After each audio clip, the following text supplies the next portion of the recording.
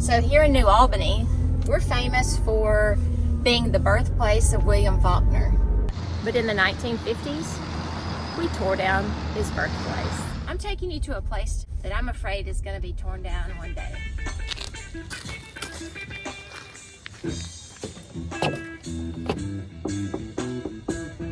It's really quiet down here by the tracks. This part of town, some people might call the wrong side of the tracks. I like to call it beyond the tracks.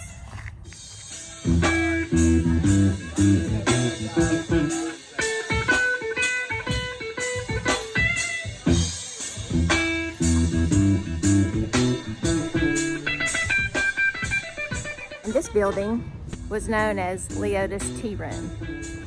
Because Leota's Tea Room faces the train tracks, a lot of people don't even know that this place is here. In the 1950s and 60s, Leota's Tea Room was also a barber shop, a shoe repair shop, and at night, it was a juke joint. I think I'm gonna go across the railroad tracks and see if anybody knows what this place used to be. Yes, ma'am. Do you know anything about those buildings across the tracks from you? That one building right there, Sam Mosley and them be practicing their music in. When they have big concerts and stuff. So who is Sam Mosley? Sam Mosley is 76 years old. He owns this building. He and his best friend Bob Johnson had a band called Mosley Johnson. Sam and Bob started their band in the late 1960s after Sam returned home from Vietnam. They toured all over the world and played blues, and Sam continues to play today. In 1998, Bob Johnson died on stage during a performance. Much like many other blues artists, Mosley and Johnson are known better in Europe than they are in the United States. Today, Leota's Tea Room is used for Sam Mosley and his band to practice. On average, 41 times a day, a train comes by here. Imagine practicing your band this close to the train.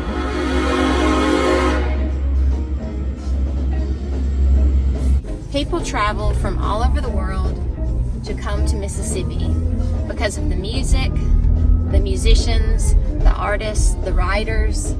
They come here because they want to stand on the same ground where those people once stood and maybe soak it all up. I ran into some people one day who were looking for the Mosley and Johnson Blues Trail marker. We were at a farmer's market downtown, and I said, well, there's Sam Mosley right there. He's the guy carrying that bag of tomatoes.